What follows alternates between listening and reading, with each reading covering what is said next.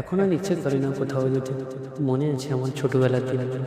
পুষ্পাঞ্জলি দেওয়ার জন্য বাড়িতে সারাটা দিন কিছু খেতে দিত না।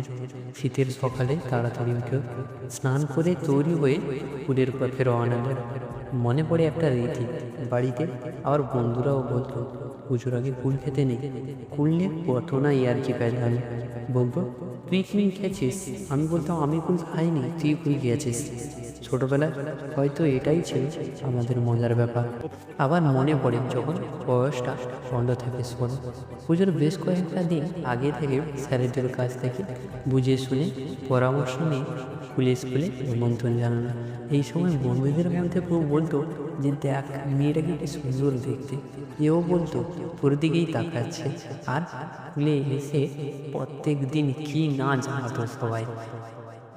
তারপর প্যান্ডেল থেকে শুরু করে প্রতিমা আনা, বাজার করা, খুঁটিনুটি সব কিছুই আমরাই করতাম। খুব আনন্দ হতো। পুজোর বাজার করার সময় দোকানদারের কাছে জিনিসের দাম নিয়ে হাসি ঠাট্টা। দোকানদারকে এও বলতো যে তোমার ফলে মিষ্টি নেই, বলতো কাকু একটা ফল দাও দেখি তো তোমার ফল মিষ্টি নাকি। সেটা নিয়ে বন্ধুদের মধ্যে হুড়োহুড়ি লেগে যেত। তুই বেশি খেয়েছিস, আমাকে একটু দে, আমি পাইনি। কেউ ছাড়িয়ে ছুটিয়ে পালিয়ে যেত। এমন অনেক কিছুই ছিল, কিন্তু আজ আর নেই। সমাজটা বদলে গেছে। আগে ছেলেরা মাঠে খেলা করতো, আর এখন মোবাইলে খেলা করে। সরস্বতী পুজোটা লাভারদের জন্য দেখা করার সুযোগ হয়েছে।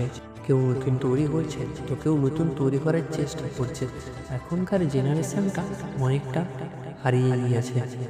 পরিবারের কাছে ঘুরতে দেওয়া তো একটা বাহানা, ভালোবাসার সাথে দেখা করা, আর নিজের কাছে দেহের নিয়ম।